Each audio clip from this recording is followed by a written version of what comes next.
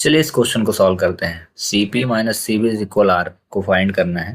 ठीक है, तो हम यहाँ पे इसके आंसर को देखें कैसे प्रूव करना है। ठीक है, तो such that mention it here that the value of Cp is equal to, लिखिए, D capital H upon D capital T and और Cv इज इक्वल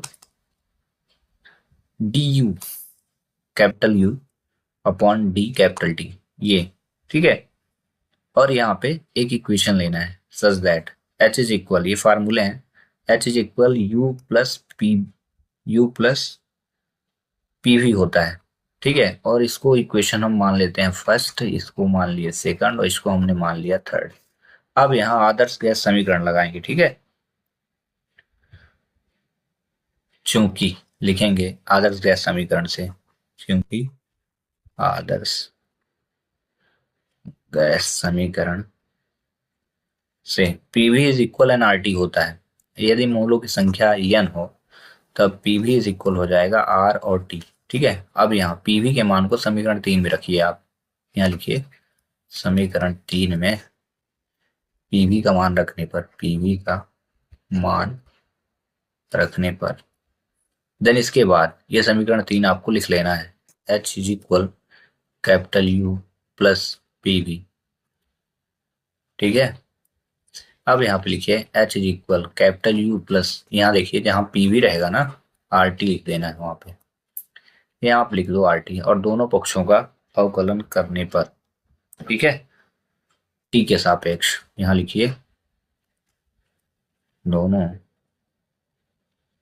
पक्षों का टी के सापेक्ष अवकलन करने पर, सापेक्ष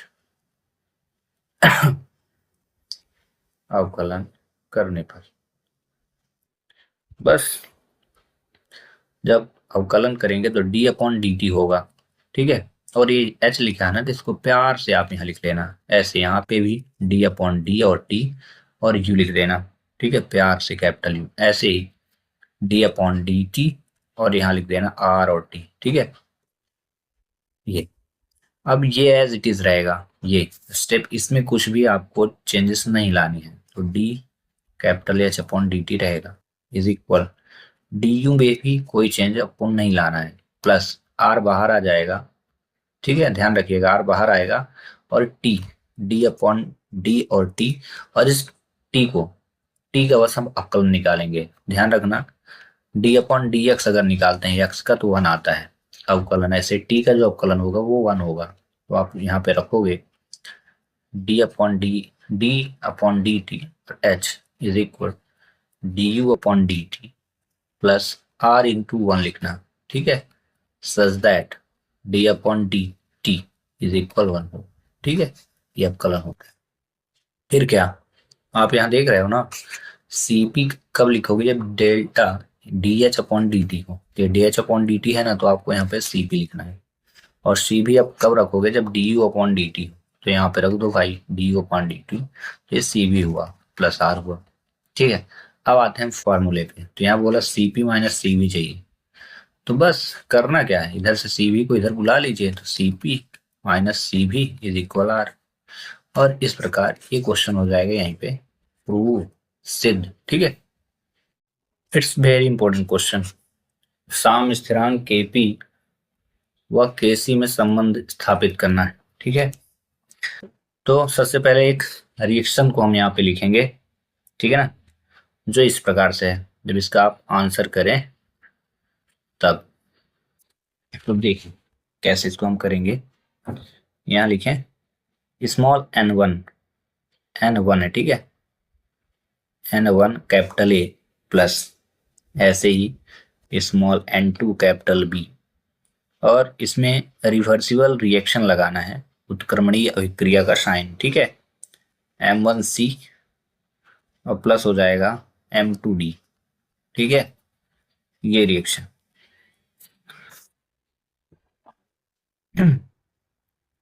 अब इस रिएक्शन में द्रव अनुपातिक क्रिया का हम नियम लगाएंगे। ठीक ना, इस अभिक्रिया में,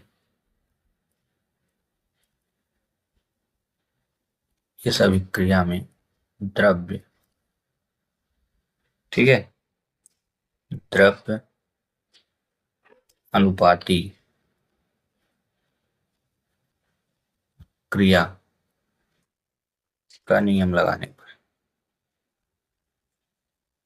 पर दो फार्मूले बने। पहला फार्मूला देखें, के सी इज इक्वल, ठीक है, कैपिटल में ध्यान रखना, यहाँ सी दिया है, डी दिया है ना, इन्हीं को रखना है आपको। कैपिटल में सी रखना है और M1 को ऊपर रखना है, इनटू कर देना, ऐसे ही कैपिटल डी लिखना और M2 कर देना, डिवाइड पे ये लिख देना, ये वाले कैपिटल ए और N1 इनटू कैपिटल बी और N2 कर देना। ये आपका हो जाएगा पहला इक्वेशन। ठीक है,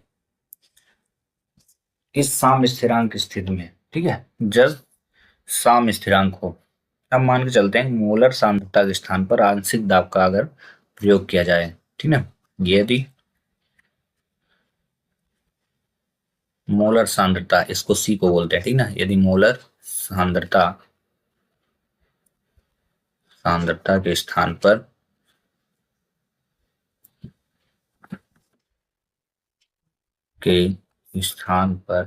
आंशिक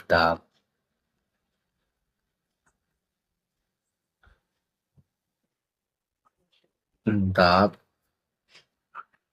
का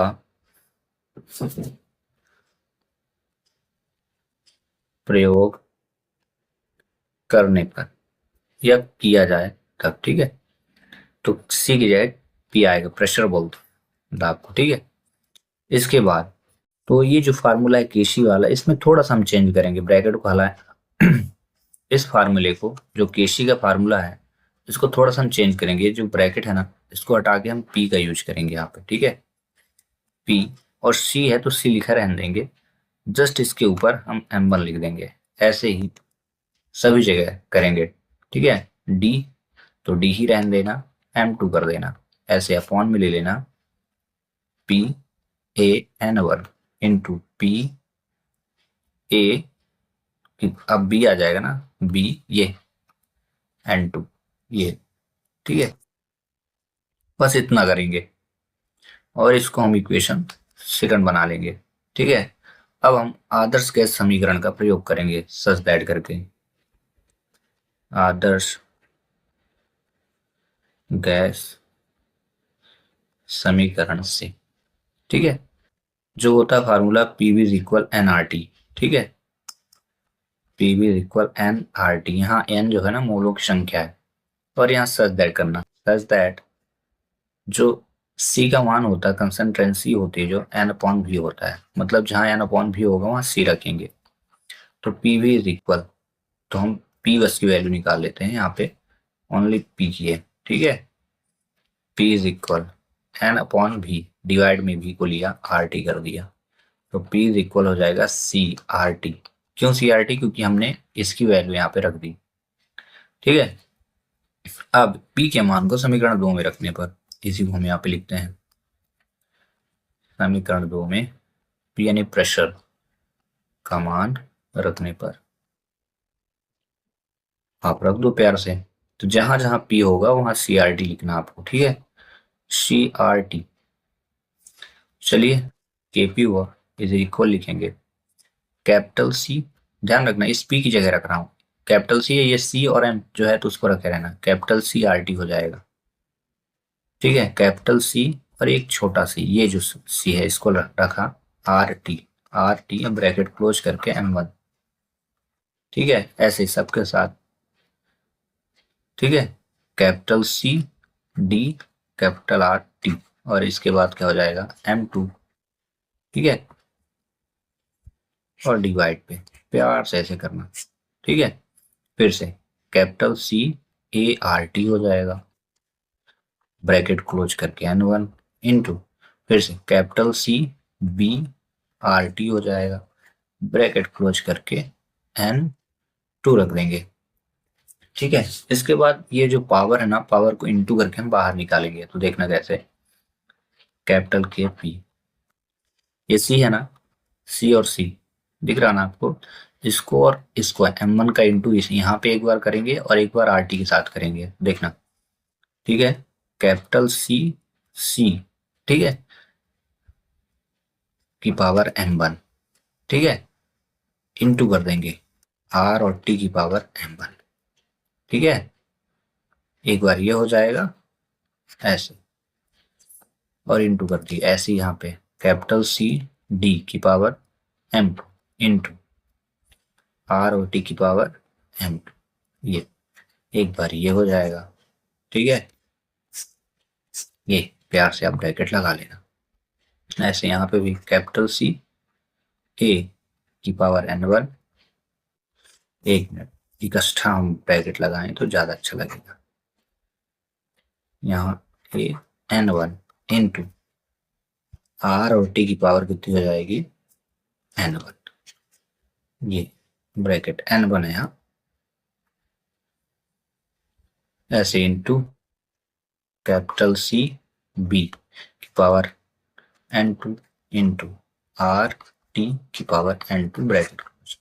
अब हम क्या करेंगे, सी वाले को हम बाहर कर देंगे, ठीक है। ध्यान से देखना, तो यहाँ पे ये वाली वैल्यू, ये ये और ये अलग कर देंगे और आर टी वाला अलग, तो ये हो जाएगा आपका कैपिटल सी सी, ठीक है, m1 into capital C D N number m2, फिर हो जाएगा इंटू, ठीक है, आर टी, ध्यान रखना ये आर टी दिख रहा है ना, आर टी दिख रहा है, यहाँ पे भी आर टी दिख रहा। हमेशा याद रखना जब आधार समान होते हैं ना तो घातों को जोड़ दिया जाता है गुणा होने पर। तो हम अभी एक बार ऐसे लिख देते हैं r1 R T into m1 और आर टी m2 हो गया। फिर प्यारा से यहाँ पे अब डिवाइड लगा लेना, ऐसे फिर से C A n1 into C B n2 into R T n1 into R T n2 हो जाएगा, ठीक है। अब इसके बाद ध्यान रखना ये जैसे ही ये सी है, हम इस सी को अगर हटाना चाहें तो ब्रैकेट लगा देंगे, ये ब्रैकेट लगा, सी की पावर हो जाएगा m1 इंटू ब्रैकेट लगाऊंगा तो फिर से डी की पावर कितना हो जाएगा m2। ध्यान रखना ये वाला सी हट रहा है, ये वाला जो बड़ा वाला है ना, इसको हम ब्रैकेट की यूज करेंगे तो हट जाएगा, ठीक है। और यहाँ पे ए की पावर हो जाएगा n1 इंटू बी की पावर कितना हो जाएगा n2, और इंटू हो जाएगा यहाँ पे आर और टी की पावर m1 प्लस m2, ठीक है, ये ऊपर का हो गया, और अपॉन में हो जाएगा आर टी की पावर n1 प्लस n2। ये रूल होता है, ये इस रूल को आप देख लो, यदि x की पावर m हो और गुणा हो x की पावर n तो x की पावर m प्लस n हो जाता है, ये रूल है, ना जाना बिल्कुल, ठीक है। यानी आधार ये जो है ना, ये अगर सेम हो तो आपस में घातों को जोड़ देते हैं अगर गुणा का चिन्ह हो, इसलिए मैंने ऐसा किया। अब आपने शुरू में ये सब क्या आ रहा है, ध्यान रखना केपी सॉल्व हो रहा है, इधर सब क्या है केपी आ रहा, ऊपर से आपने देखा सब क्या हो रहा केपी। अब आपने शुरू में देखा होगा, ये देखो केसी की वैल्यू क्या है इस प्रकार, सी की पावर m1 इंटू डी की पावर m2, ए की पावर n1 इंटू बी की पावर n2। तो बस जहां ये दिखे वहां केसी लिख देना है, ये दिख रहा, ये पूरी वैल्यू आपको दिख रही ना, तो यहाँ लिख देंगे हम के और सी, ठीक है, इंटू करेंगे आर टी लिखेंगे और पावर में लिखेंगे n1 plus m2 bracket close, minus लिख देना n1 प्लस n2, ठीक है। अब ये क्यों हुआ इसका भी रीजन, यदि x की पावर m और डिवाइड हो x की पावर n तो हो जाता है x की पावर m माइनस n हो जाता है, ये रूल है, ठीक ना। यानी आधार समान हो और भाग का चिन्ह हो तो फिर घाते हो घट जाती हैं, अभी यहाँ जुड़ रहा था क्योंकि इंटू लगा था, ठीक है। यहाँ वही चीज आर टी सेम मिला लेकिन घाते अलग थी, इनको हमने घटा दिया। फिर इसके बाद आप लिखना के पी इज इक्वल के सी इंटू आर और टी की पावर हो जाएगी, जानते हैं क्या डेल्टा एन हो जाएगा, डेल्टा एन, उसका भी रीजन यहाँ लिख देता हूँ, क्योंकि डेल्टा एन जो है ना वो m1 plus m2 bracket close minus n1 plus n2 का मान होता है, ठीक है, इसलिए ऐसा हमने लिख दिया, ठीक है। That's enough. यदि मैं मान के चलो इस इक्वेशन को मैंने बना लिया, कितने इक्वेशन पहले बने थे, आप ऊपर देख लो, 2 तक बने थे, ठीक है। इसको अगर मैं बना दूं इक्वेशन थर्ड, ये एक तो कंडीशन यहीं पे ये प्रूव हो गई, लेकिन इफ, यदि यहां कर देते हैं, यदि डेल्टा एन इज इक्वल 0, वहां 2 बने थे ना, तीसरे हो गए 0, तब समीकरण 3 से बस के पी इज इक्वल के सी लिखना, आर और टी लिख देना, और इसकी पावर 0 रख देना, ठीक है। यदि मैंने कहा, ठीक ना, यदि मोलों की संख्या समान होती है तब इस कंडीशन में, ठीक है। तो यहाँ ध्यान रखना, एक फार्मूला फिर से लगाएंगे, तो एक्स की पावर अगर 0 हो तो 1 आता है, ठीक है। इसीलिए ये हो जाएगा आपका करेक्ट आंसर, के पी इज इक्वल के सी, ठीक है, इनटू हो जाएगा 1, ठीक है। या इम्प्लाइज लिख करके आप लिख सकते हो के पी इज इक्वल के सी। बस यही तो प्रूव करना था, रिलेशन बताना था ना, यही सिद्ध करना था। आई होप कि आपको समझ में आ गया होगा, ठीक ना। अब यदि आपके मन में आए कि डेल्टा एन की वैल्यू अगर 0 क्यों रखी गई है, तो इसमें जब अभिकारक एवं उत्पाद के मोलों की संख्या समान होती है ना, तब इसकी जो वैल्यू होती है वो 0 हो जाती है। आप चाहें तो यहाँ लिख सकते हैं, यदि अभिकारक,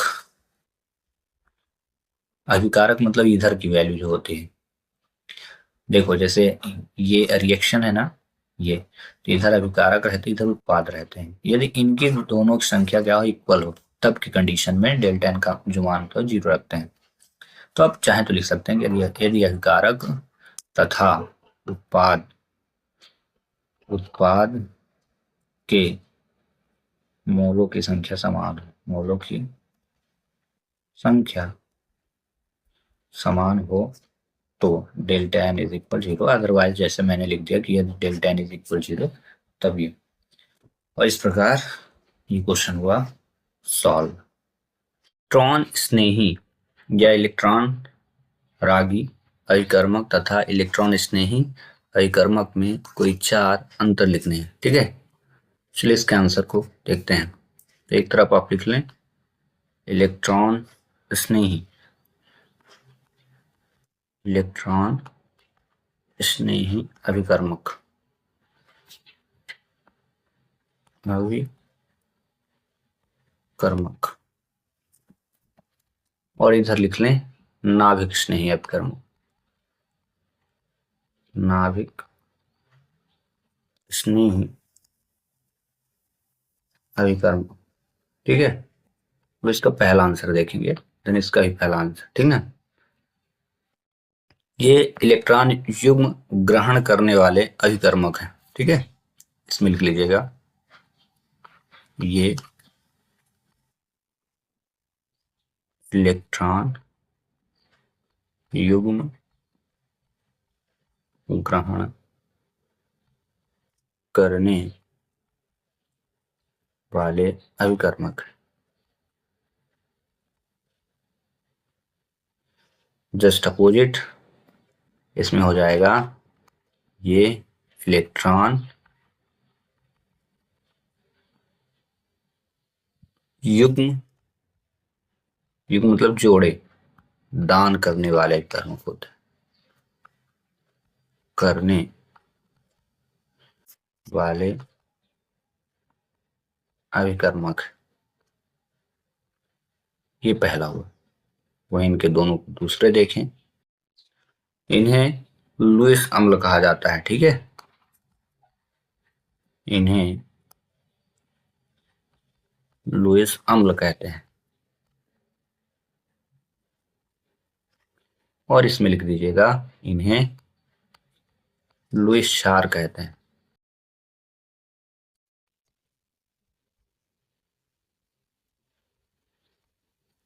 अगला थर्ड,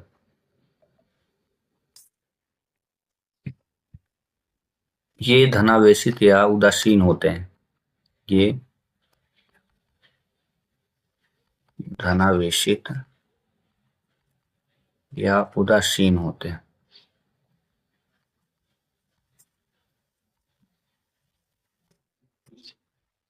इसमें जस्ट अपोजिट, ये ऋणावेशित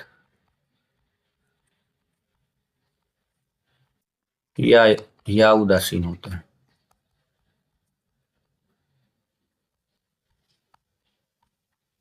ये हुआ, ठीक है। और लास्ट इन्हीं के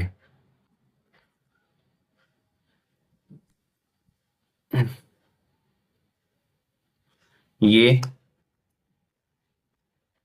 इलेक्ट्रॉन, ये धनावेशित इलेक्ट्रॉन कर दें, ज्यादा ठीक रहेगा, आपको याद करने में आसानी होगी।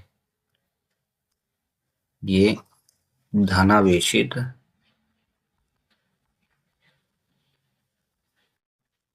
इलेक्ट्रॉन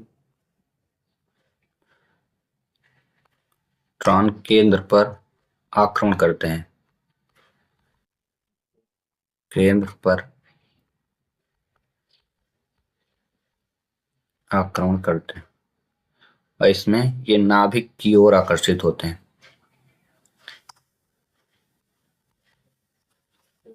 ये नाभिक की ओर आकर्षित होते हैं,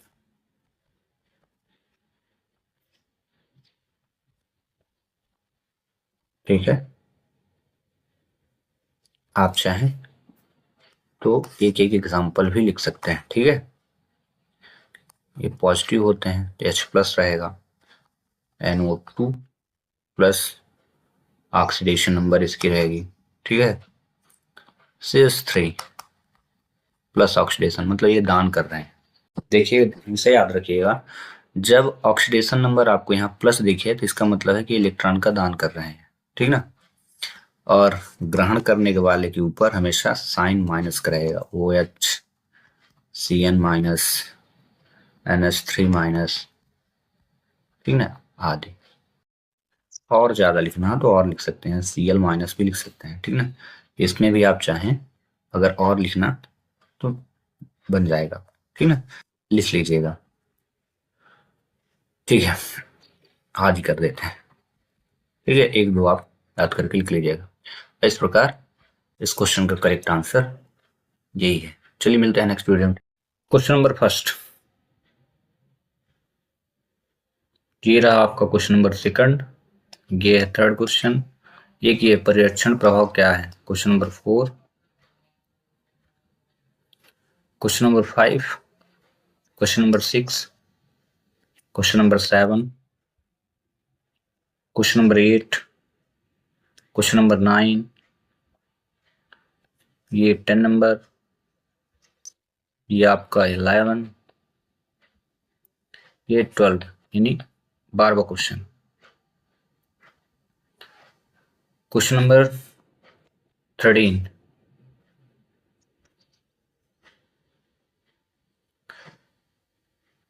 question number 14, question number 15, question number 16, ये क्वेश्चन वेरी इंपॉर्टेंट 17, ये N+L नियम 18 question, question number 18, question number 19, ये रहा 20, ठीक है। जिसमें दहन की उष्मा और उदासीनीकरण की उष्मा, यानी उष्मा के जो टाइप्स आते हैं उन क्वेश्चन को आपको पढ़ना है। 21, 22, very important question. Question number 23, question number 24, हकल का नियम very important. Question number 25, question number 26, hash का नियम उदाहरण से समझाना है। Question number 27, oxidation number find करना है, ठीक है। जहां पे ये स्टार लगा है, और इसका लेक्चर मैंने अपलोड भी कर दिया, ठीक है। क्वेश्चन नंबर 28, ये रहा क्वेश्चन नंबर 29, ये क्वेश्चन नंबर 30, ठीक है। इन सभी के को डिफाइन करना, ठीक है। क्वेश्चन नंबर 31, अणुसूत्र और मूलानुपाती सूत्र में क्या रिलेशन होता है, इसको बताना है। 32, 33, 34,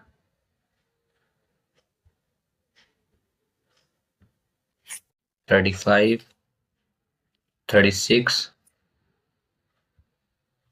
37, 38, रीजन बताने आपको, ये 39 नंबर क्वेश्चन, 40, नेक्स्ट 41, ओस्टवाल्ड का तंत्र नियम बताना है आपको, द्रव अनुपात क्रिया का नियम 42, ठीक है। 43, 44 वेरी इंपॉर्टेंट, संरचनात्मक सूत्र लिखना है बेंजल्डिहाइड और एसीटोन का। 46, 47, 48, 49,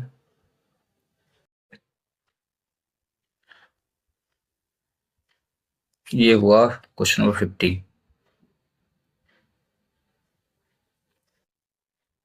क्वेश्चन नंबर 51, ये रहा आपको क्वेश्चन नंबर 52। संयोजकता बतानी, ऑक्सीडेशन अवस्था किसे कहते हैं, इलेक्ट्रो विभव को डिफाइन करना सभी को, ठीक है। ये question number 53, question number 54, question number 55, question number 56, benzene से आपको बेंजीन में परिवर्तित करना, इथाइन को, सोडियम बेंजोएट को, फिनॉल को। 57, ये क्वेश्चन नंबर 58 है। क्वेश्चन नंबर 59, और ये very important question, question number 60, quantum संख्या तथा उनके महत्व को उपयुक्त उदाहरण से समझाना है। साथ ही साथ एक काम और करिएगा, क्वांटम संख्या के प्रकारों को पढ़ लीजिएगा। ये हेस का नियम, इससे पहले भी इसके बारे में क्वेश्चन को ऐड कर दिया था, बट अगर मैक्सिमम नंबर में आता तो ये क्वेश्चन को आपको रिमाइंड करना है। इसमें 3-4 चीज, हेस का नियम लिखना है, उष्मागतिक प्रथम नियम का पालन किस प्रकार करता है बताना है। Question number 60, 61,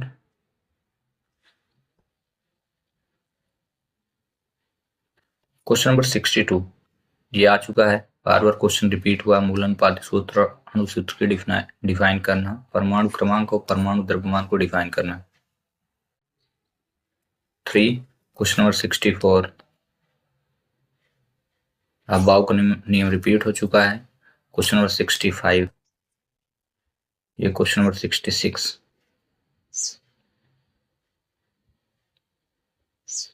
question number 67, question number 68, question number 69,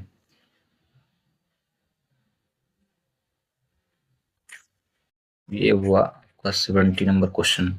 इसमें ऑक्सीडेशन नंबर फाइंड करना जहां पे ये लाइन खींची हुई है। ये क्वेश्चन आ चुका है, बार बार क्वेश्चन आते हैं ऑक्सीडेशन निकालने के लिए।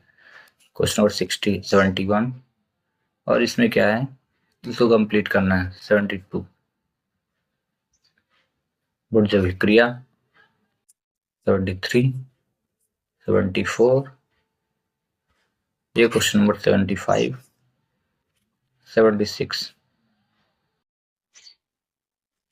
77,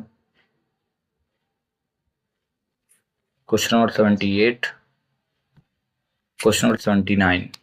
इट्स वेरी इंपॉर्टेंट क्वेश्चन है, आईपीएससी नाम इस प्रकार से आएगा, ठीक ना। ये हुआ 80, 81, कार्बनिक यौगिकों का संरचनात्मक सूत्र देना है। 82, 83,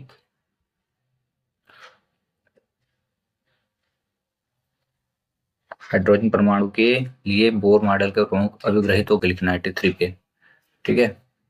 वही क्वेश्चन नंबर 84, ये क्वेश्चन नंबर 85 है। समावयवता की परिभाषा लिखिए, संरचनात्मक समावयवता के प्रकारों। तो समावयवता में जितने भी प्रकार है सब आपको पढ़ना है, ठीक है। किसी पर्टिकुलर टाइप्स को छोड़िएगा नहीं। ये क्वेश्चन नंबर 86 है। 87,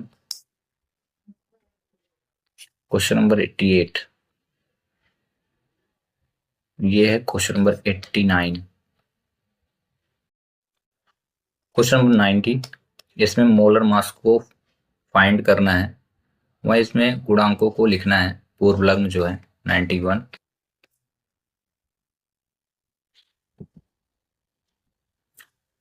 ये हुंड का नियम 92, अफवाहों का सिद्धांत, बार बार क्वेश्चन रिपीट हो रहा है, ठीक है। क्वेश्चन नंबर 93, क्वेश्चन 94,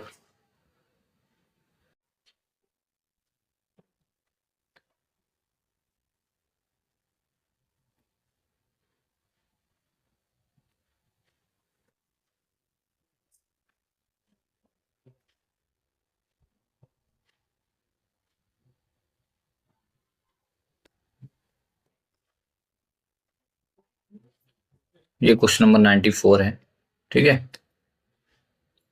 ऊष्मागतिकी का प्रथम नियम 95, एंट्रोपी को डिफाइन करना 96, 97, 98, 99, वेरी इंपॉर्टेंट, संयुग्मी क्षार संयुग्मी अम्ल को स्पष्ट करना है 96, 95, ये क्वेश्चन नंबर 96, पीएच स्केल के बारे में डिफाइन करना है आपको, और ये रहा 97, इसमें आईपीसी नाम देना है, ठीक है। Question number 98, question number 99, define limiting reagent, ये क्वेश्चन नंबर 100, मोल अंश को डिफाइन करना है, ठीक ना। क्वेश्चन नंबर 101, आपको आवर्त नियम लिखना है, आधुनिक आवर्त सारणी बनाकर 1 से 10 तत्वों के प्रतीक से उसमें लिखने हैं, ठीक है। 102, आवर्त वर्ग में परिवर्तन किस प्रकार होता है, कारण लिखना है। सीपीसीबी में संबंध 103, वेरी इंपॉर्टेंट। 104, क्वेश्चन नंबर,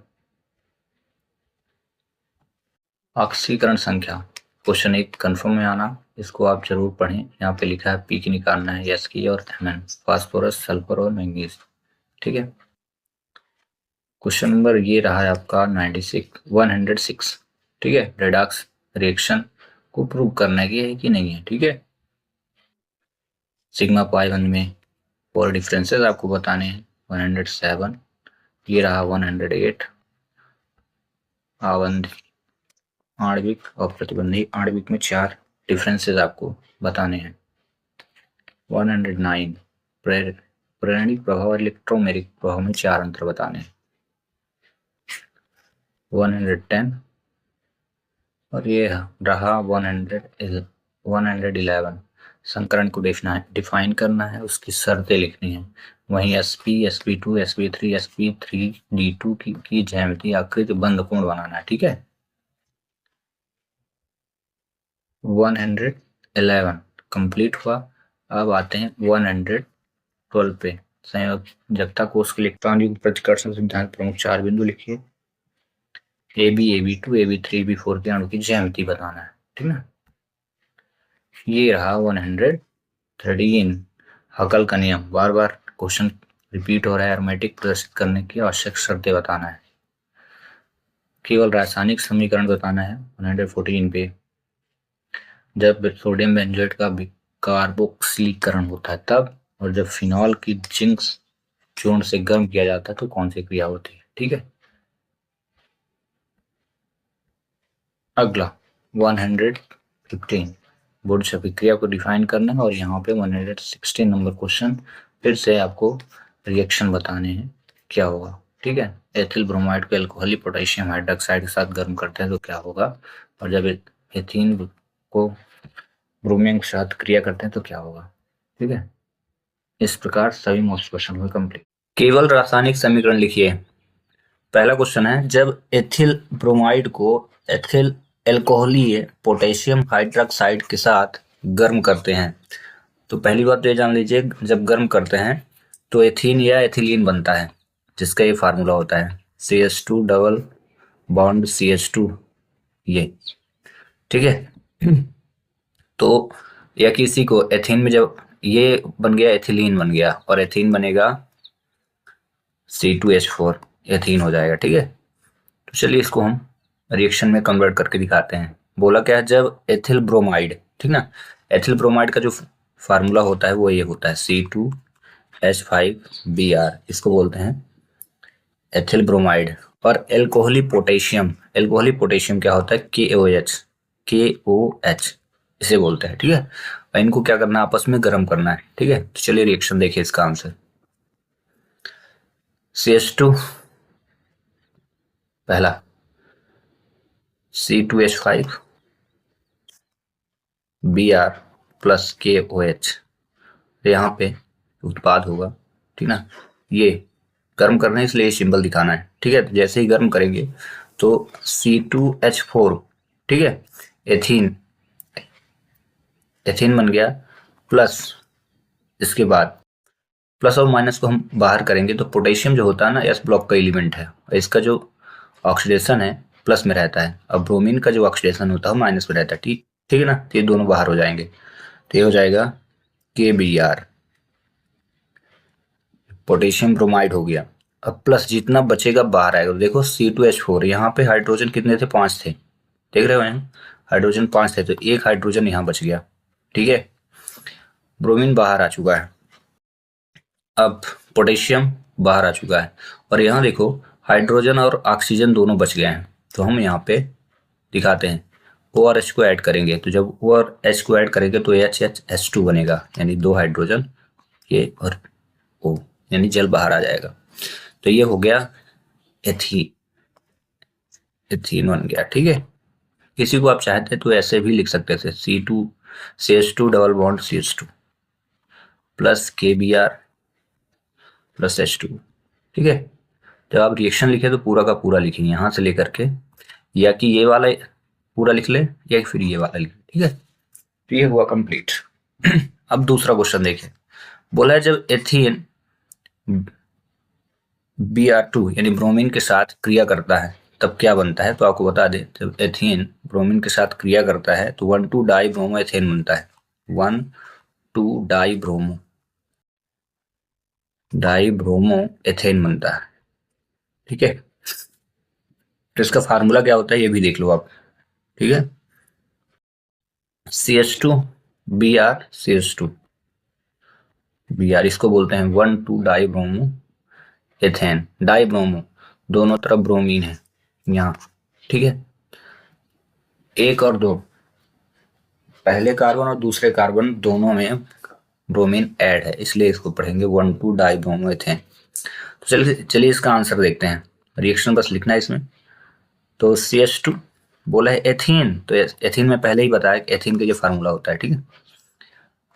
संरचनात्मक सूत्र CH2 डबल बॉन्ड CH2, ये हो गया एथीन की क्रिया हम Br2 से करेंगे, ब्रोमीन से, ठीक है।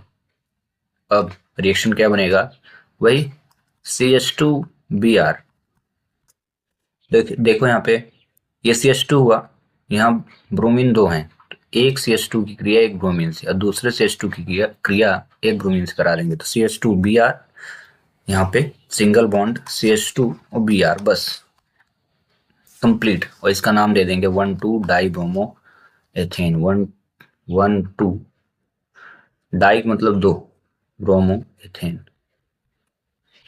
ब्रोमो एथेन हो जाएगा। एथेन की कंडीशन कब आती है तो ध्यान रखना, एक कार्बन में मीथेन कहते हैं, मेथ इसको कहते हैं, तो इससे जितने भी हाइड्रोजन ऐड होते हैं, तो अगर सिंगल बॉन्ड आए तो इन बनेगा तो मीथेन हो जाएगा। ऐसे CH2 आया, C2 आया तो एथ हो जाता है। तो यहाँ पे देखो एक कार्बन और ये दूसरा कार्बन, 2 कार्बन होने के कारण क्या हो गया, एथ। तो लास्ट में क्योंकि यहाँ बॉन्डिंग क्या है, सिंगल है, इसलिए इसको पढ़ेंगे एथेन, ठीक है, 1,2 डाई ब्रोमो एथेन। ये रिएक्शन तभी कंप्लीट होती है जब कार्बन टेट्राक्लोराइड की उपस्थित रहती है। तो रिएक्शन के यहाँ पे एरो के जस्ट ऊपर आप लिख दीजिएगा CCl4। ये कहलाएगा कार्बन टेट्राक्लोराइड की उपस्थिति में जो एथेन की ब्रोमीन के साथ क्रिया कराते हैं तो क्या बनता है 1,2-डाई ब्रोमो एथेन। ठीक है, चलिए मिलते हैं नेक्स्ट वीडियो में। Thanks for watching. Huckel name लिखिए, एरोमेटिकता प्रदर्शित करने की आवश्यक शर्तें लिखना है। ठीक है, तो इसका आंसर देखें, पहले इसका हकल नियम लिख लेते हैं। ठीक ना, आंसर में तो यहाँ पे हकल नियम,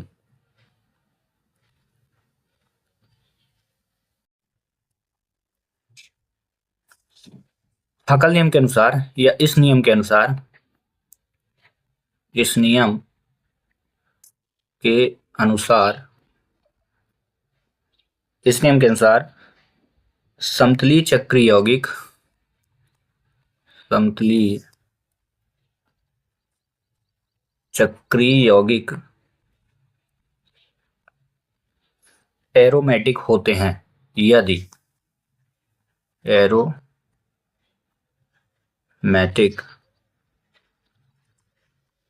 होते हैं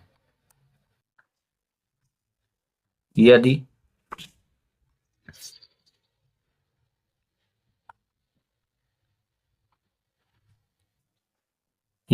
उनमें 4n+2 ब्रैकेट क्लोज रहेगा पाई इलेक्ट्रॉन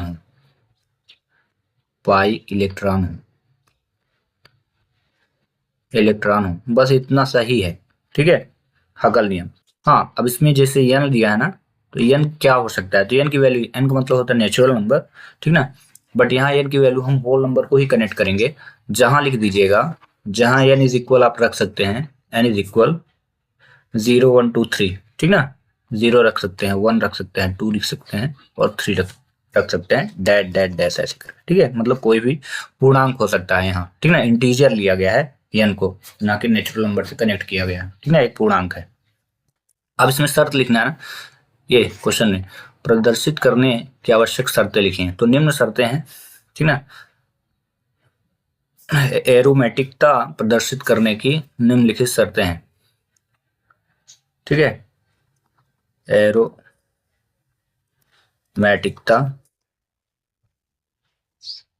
प्रदर्शित करने की निम्न शर्तें हैं। निम्न शर्तें इस प्रकार हैं, वो कौन कौन सी हैं तो देख लें। ठीक है, पहला, चक्रीय संरचना। ठीक है ना, इसमें थोड़ा सा लिख लीजिएगा। ठीक ना, अणु में परमाणुओं की एक बंद वलय होनी चाहिए। ठीक ना, इसको साइक्लिक स्ट्रक्चर भी बोलते हैं। ठीक ना, अणु में परमाणुओं की एक बंद वलय होनी चाहिए, एक बंद वलय होनी चाहिए, ये पहली शर्त है। ठीक है, दूसरी शर्त समतलीयता, इसको प्लेनैरिटी बोलते हैं इंग्लिश में। ठीक ना, समतलीयता। अगर ये क्वेश्चन 3 से 4 अंक का आता है तो आपको ये पूरा लिखना पड़ेगा। 2 अंक आएगा तो सिर्फ आपको नियम भर मेंशन करना। ठीक है, तो नियम ही बस पूछेगा अगर 2 अंक आएगा तो। ठीक है, क्योंकि ये दोनों चीज को कंबाइन किया है तो मे भी 4 अंक का होगा। ठीक है ना, समतलीयता, वलय के सभी परमाणु एक ही तल में होने चाहिए। ठीक है, इसमें लिख लीजिएगा, वलय के सभी परमाणु एक ही तल में स्थित होने चाहिए या होने चाहिए। ठीक है, में होने चाहिए। और एक तीसरा लिख लीजिए, पूर्ण संयुग्मन, फुली कंजुगेटेड लिखते हैं इंग्लिश में इसको, है ना, पूर्ण संयुग्मन। ठीक है, वलय के प्रत्येक परमाणु में एक असंकृत पी कक्षक होना चाहिए। ठीक ना, वलय के प्रत्येक परमाणु में एक असंकृत पी कक्षक होना चाहिए। होना चाहिए। और एक चौथा आप लिख लेना, लास्ट है सर, हकल नियम का पालन करना चाहिए। हकल नियम का पालन, ठीक ना। 4n+2 पाई इलेक्ट्रॉन्स, ठीक है। वलय में कुल इलेक्ट्रॉन हो, ठीक ना। यहाँ पे लिख लीजिएगा, वलय में कुल इलेक्ट्रॉन, वलय में कुल, यहाँ लिख लीजिएगा 4n+2 इलेक्ट्रॉन होने चाहिए। इलेक्ट्रॉन होने चाहिए। और ये क्वेश्चन हो जाएगा यहीं पे कंप्लीट, ठीक ना। 4n2 इलेक्ट्रॉन का मतलब, अगर आप n का मान यहाँ पे रखें 0, ध्यान रखिएगा, अगर n का मान आप 0 रखेंगे तो कितना आ जाएगा 2। अगर 1 रखेंगे तो कितना आ जाएगा 6। अगर यहाँ 2 रखेंगे तो 4 दूनी 8, 2 10। अगर 3 रखेंगे तो 3 चौको 12, 2 14। इस प्रकार से इलेक्ट्रॉन होने चाहिए, यानी हकल नियम का पालन इसको करना चाहिए, ठीक ना। तो ये आपको मेंशन करने की जरूरत नहीं है, बस आप इतना लिखें, ठीक ना। हाँ, अगर सिर्फ शर्त बस पूछता है तो आपको यहाँ से लेके ये और ये इतना बस लिखना है, ठीक ना। पूरा अगर पूछा तो 4 अंक का पूछेगा। अगर 2 अंक का पूछा कि शर्त बस लिखे तो इतना लिख लेना। 3 अंक का पूछेगा तो फिर आपको नियम लिखना है, और नियम लिखने के बाद इनके नाम बस लिख देना है शर्तों के, चक्रीय संरचना, समतलीयता, पूर्ण संयुग्मन और हकल नियम का पालन। बस ये 3 अंक का कंप्लीट हो जाएगा, ठीक है। चलिए मिलते हैं नेक्स्ट। संयोजकता कोष इलेक्ट्रॉन युग्म प्रतिकर्षण सिद्धांत के प्रमुख 4 बिंदुओं को आपको लिखना है, और AB1, AB2, AB3, AB4 अणु की ज्यामिति लिखना है, ठीक ना। मे भी क्वेश्चन 4 अंक का होना चाहिए, ठीक ना। तो चलिए इसके आंसर को आप देखें, ठीक है। तो पहला, संयोजकता कोष इलेक्ट्रॉन युग्म प्रतिकर्षण सिद्धांत के 4 बिंदु। तो 4 बिंदु निम्न प्रकार हैं, आप यहाँ पे लिख लें। संयोजकता कोष इलेक्ट्रॉन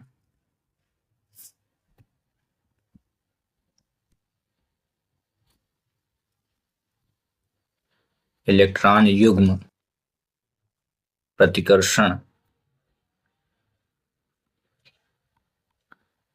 सिद्धांत के 4 बिंदु निम्न हैं। इस प्रकार है, लिख देता हूं, इस प्रकार है। पहला, ये दूसरा हो गया, ये तीसरा और ये चौथा, लिख लीजिए, ठीक है। पहला रहेगा इलेक्ट्रॉन युग्मों की व्यवस्था। इलेक्ट्रॉन युग्मों की व्यवस्था। दूसरा रहेगा प्रतिकर्षण का क्रम। प्रतिकर्षण का क्रम। तीसरा रहेगा एकाकी युग्म प्रभाव। एकाकी युग्म प्रभाव। और चौथा रहेगा द्वि या त्रिबंध का व्यवहार। द्वि या त्रिबंध का व्यवहार। बस ये आपका कंप्लीट हुआ, ठीक ना। अब आते हैं इनकी, इन अणुओं की ज्यामिति देखते हैं, ठीक ना, सभी की। तो पहला रहेगा रैखिक AB, ठीक है। दूसरा द्विपरमाणुक या रैखिक रहेगा, तो यहां पे हम लिख देते हैं रैखिक। इसकी आकृति जो रहेगी रैखिक, लीनियर इंग्लिश में आप लिख सकते हो, ठीक ना, ब्रैकेट में लिख देता हूं। और उदाहरण में आप HCl लिख लेना, हाइड्रोक्लोरिक अम्ल और ऑक्सीजन, ठीक ना। दूसरा है AB2,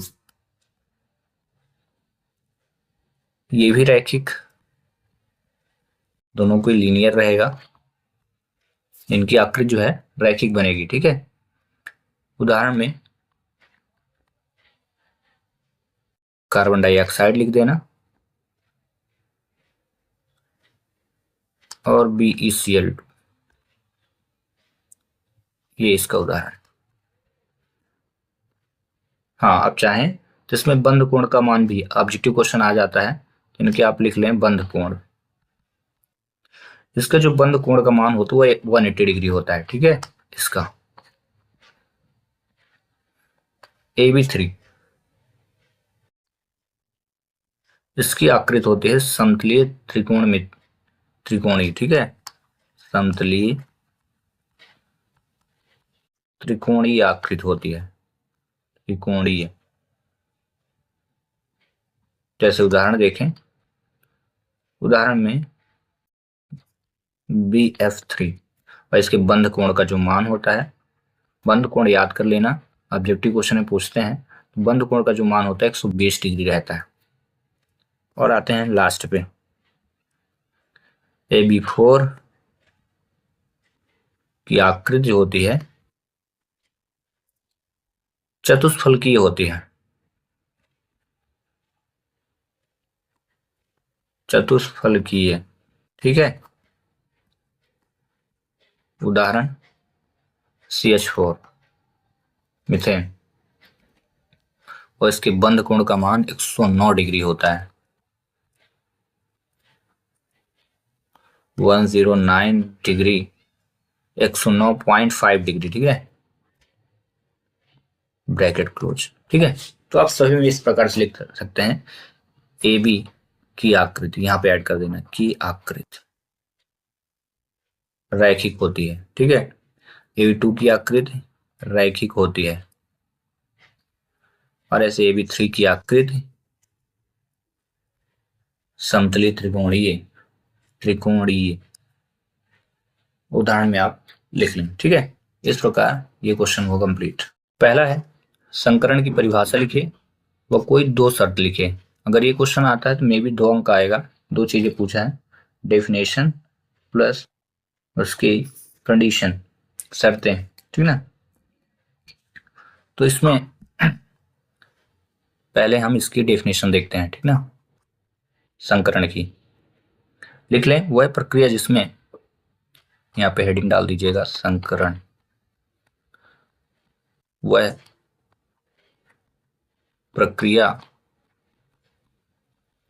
जिसमें एक ही परमाणु के लगभग एक ही परमाणु के लगभग समान ऊर्जा वाले विभिन्न कक्षक, ऊर्जा वाले विभिन्न कक्षक आपस में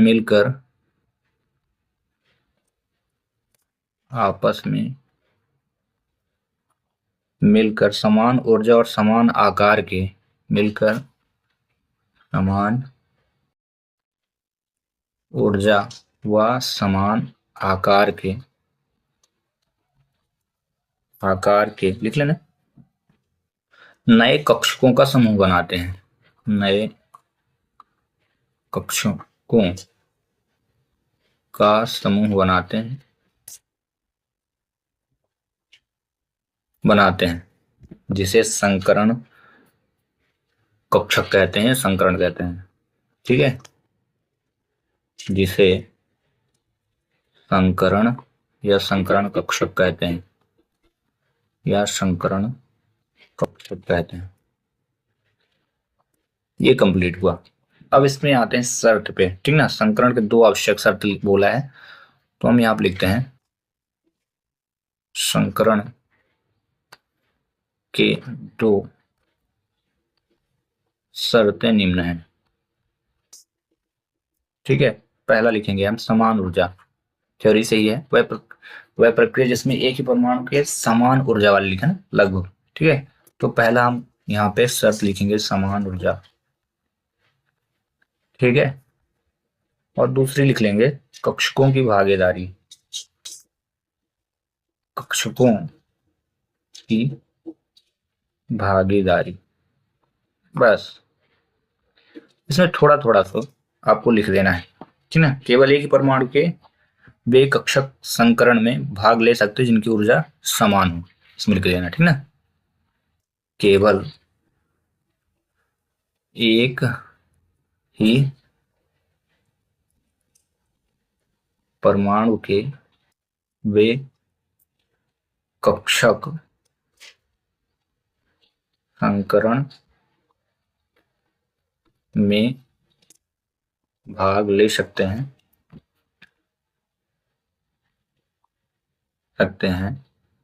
जिनकी ऊर्जा लगभग समान है, जिनकी ऊर्जा लगभग समान। बस इस शर्त में इतना लिख देना है। दूसरे में कक्षकों की भागीदारी में संकरण में केवल अर्ध भरे या पूर्ण भरे। ठीक ना, संकरण में केवल अर्ध भरे व पूर्ण भरे। अर्ध भरे को इंग्लिश में बोलते हैं हाफ फिल्ड और पूर्ण भरे को बोलते हैं फुली फिल्ड। कक्षक ही भाग लेते हैं, भरे कक्षक ही भाग लेते हैं, ना कि खाली कक्षक। ठीक ना, कक्षक ही भाग ले सकते हैं, ठीक है, ना कि खाली कक्षक। ना कि खाली को रिक्त भी बोल सकते हो आप, रिक्त कक्षक। ठीक है, बस दैट्स इनफ, बस इतना आप लिखिए, पर्याप्त है। ठीक ना, तो मे भी ऊपर का 2 अंक और ये 2, मे भी ये क्वेश्चन 2 प्रकार से आ सकता है, या कि सिर्फ संकरण पूछा जा सकता है तो 2 अंक का, या फिर पूछेगा ये संकरण की शर्तें। ठीक है, वेरी इंपॉर्टेंट क्वेश्चन।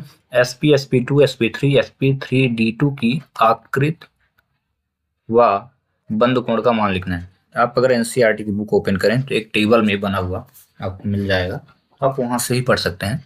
अदरवाइज अगर आप देख रहे हैं तो इसके आंसर आप लिख लें। ठीक ना, तो इसका आंसर हम डायरेक्ट करेंगे। ठीक है, पहला sp की आकृति जो होती है कि आकृति रेखीय होती है। ठीक ना, ज्यामितीय आकृति लिख देता हूं मैं यहाँ पे कि ज्यामिति आकृति, ज्यामिति। ठीक ना, आकृति रेखीय होती है। ठीक ना, रेखीय होती है तथा बंद कोण का जो मान होता है, ठीक ना, वो 180 डिग्री होता है तथा बंद कोण का मान 180 डिग्री होता है। बस इतना आंसर लिखे। अब आते हैं दूसरे नंबर पे। पहला हो गया, वही दूसरा sp2 की ज्यामितीय आकृति त्रिकोणीय समतलीय होती है। कि ज्यामितीय आकृति त्रिकोणीय समतलीय होती है, त्रिकोणीय समतलीय होती है तथा बंद कोण का मान, बंद का मान याद रखना 120 डिग्री होता है, 120 अंश होता है। इसी प्रकार से तीसरे को लिख लीजिए sp3, ठीक ना, कि ज्यामिति आकृति चतुष्फलकीय होती है। चतुष्फलकीय तथा बंद कोण का मान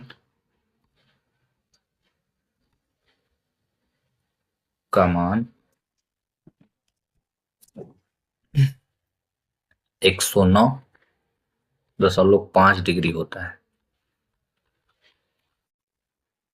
वहीं इसका चौथा sp3d2 की ज्यामिति आकृति अष्टफलकीय होती है।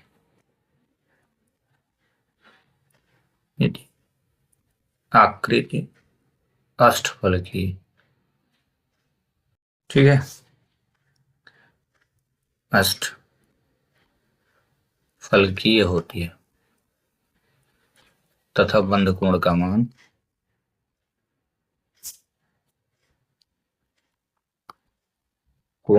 मान लिख लेना 90 डिग्री, ठीक है,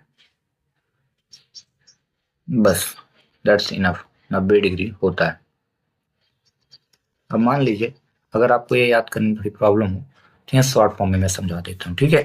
आप यहाँ sp लिख लेना, sp2 लिख लेना, sp3 लिख लेना, और एक है sp3d2, ये हो गया।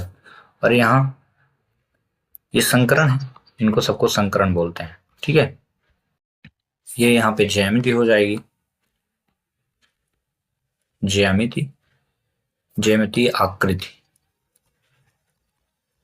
यहाँ पे बंद कोण का मान लिख लेना, और लास्ट में एक उदाहरण दे देते हैं कि आपको हमेशा के लिए याद रहेगा। इस प्रकार से भी आप इसको मेंशन कर सकते हैं। अब रही बात पहले की, तो एसपी की क्या होती है, रेखीय आकृत रेखीय, इसकी त्रिकोणमितीय लिख लेना, त्रिकोणमितीय,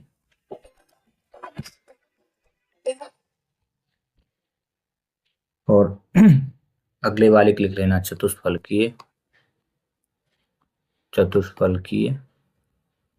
इसकी होती है अष्टफलकीय, कभी नहीं भूलेगा, अष्टफलकीय।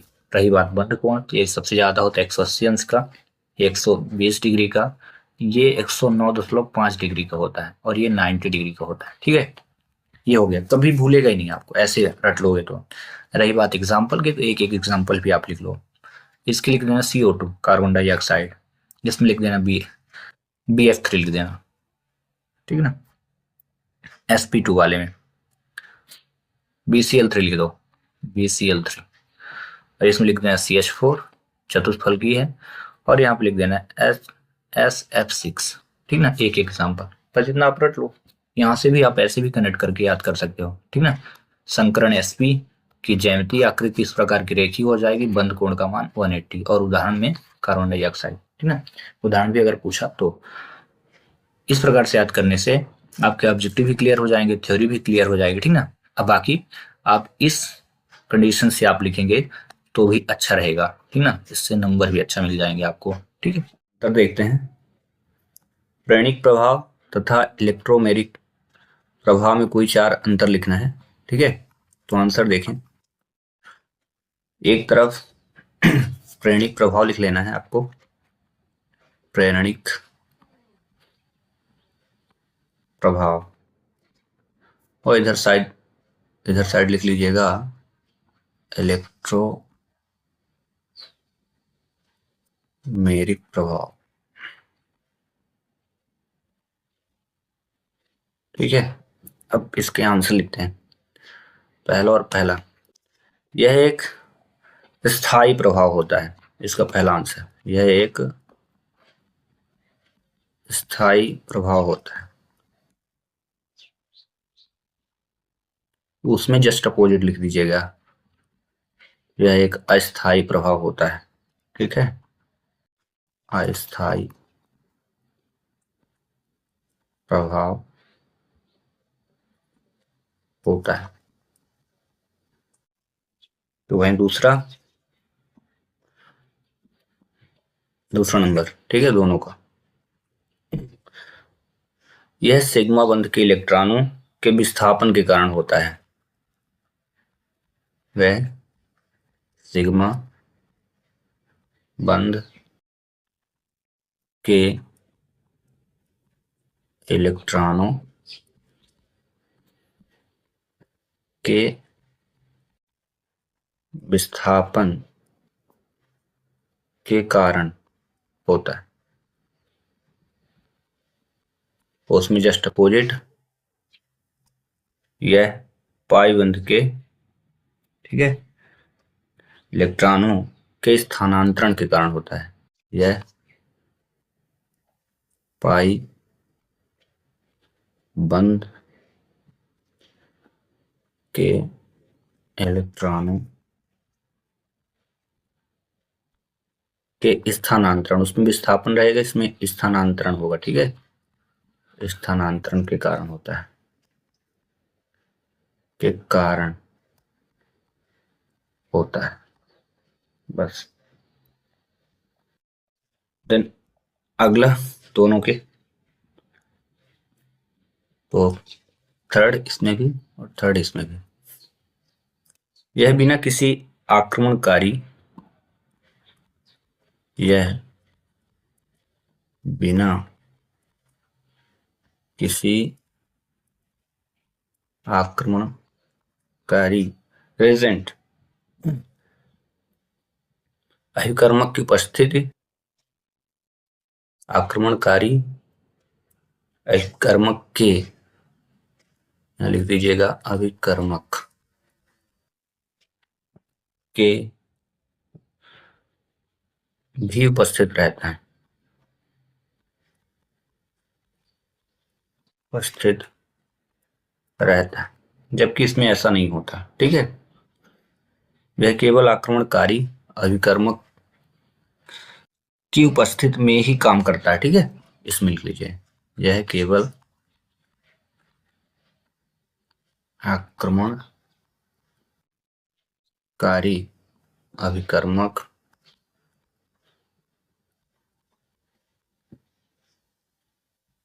की उपस्थिति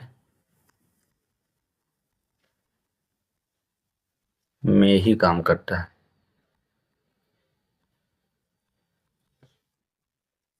फिनिश। और इसके लास्ट, क्योंकि 4 बोला है तो लास्ट लिख लीजिए, इसमें इलेक्ट्रॉनों का आंशिक विस्थापन होता है कम से कम,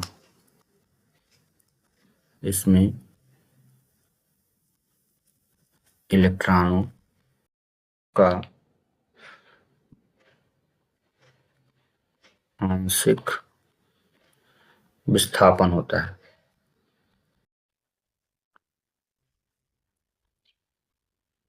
और उसमें आप पूर्ण विस्थापन लिख सकते हैं या स्थानांतरण लिख सकते हैं, ठीक है।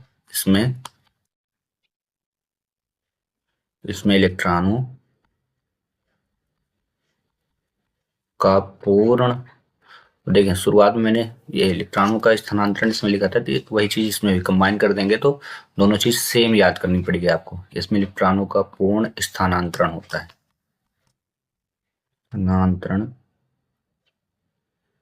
स्थानांतरण होता है, बस।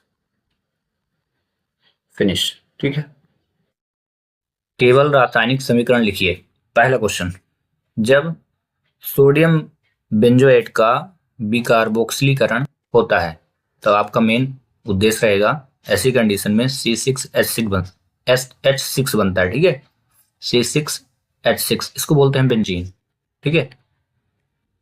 अब करते हैं रिएक्शन को कंप्लीट। यहां पे लिखें आप C6H5COONA, ये सोडियम बेंजोएट का विकार्बोक्सिलीकरण करना है सोडियम हाइड्रोक्साइड के साथ NaOH। इसको गर्म करिए, फार्मूला हुआ कैल्शियम ऑक्साइड की उपस्थित रहेगी, तो टारगेट C6H6 बन गया, ये बेंजीन, और जितना बचेगा उसको हम बाद में लिखेंगे। तो C6 कार्बन के 6 आ गए ना, C6 कार्बन के 6 बाहर हो गए हैं, H6 हाइड्रोजन भी, ये 5 हाइड्रोजन यहाँ से, 1 हाइड्रोजन यहाँ से लिया गया, तो 6 हो गए। अब जितना बचेगा उसको साथ में लिखेंगे। क्या देखें, Na 2 सोडियम हो गए, ठीक है ना, 2 सोडियम, तो यहाँ पे हम इसको लिखते हैं Na2। इसके बाद बचा क्या, COO, C कार्बन एक, 2 ऑक्सीजन यहाँ एक ही है तो हो जाएगा CO3। ठीक है, इसको बोलते हैं सोडियम कार्बोनेट। ठीक है, ये बेंजीन प्लस सोडियम कार्बोनेट बाहर आ जाएगा, कार्बोनेट। बस कंप्लीट। वही दूसरा क्वेश्चन देखें, जब फिनॉल की जिंक चूर्ण से गर्म किया जाता है, या फिनॉल को जब जिंक चूर्ण के साथ गर्म करते हैं तो क्या बनता है? तो आपको याद रखना है इसमें भी बेंजीन ही बनेगा, C6H6। ठीक है, तो फिनॉल का फार्मूला ये होता है C6H5OH होता है। ठीक है, तो यहाँ पे आप लिखो C6H5OH, और इसकी क्रिया किससे कराना है? जिंक से, और हीट करना है, गर्म करना है, तो ये साइन दिखा है। ठीक है, और देन बेंजीन तो बनेगा ही, तो C6H6 लिख दीजिए शुरू में, और उसके बाद जो भी बचेगा उसको करेंगे। तो कार्बन के 6 हम बाहर आ गए, हाइड्रोजन के 5 यहाँ से लिया गया, एक यहाँ, तो 6 हो गया। अब बचा क्या? एक ऑक्सीजन बच रहा है, ठीक है, और जिंक बच रहा, ठीक ना, ZnO।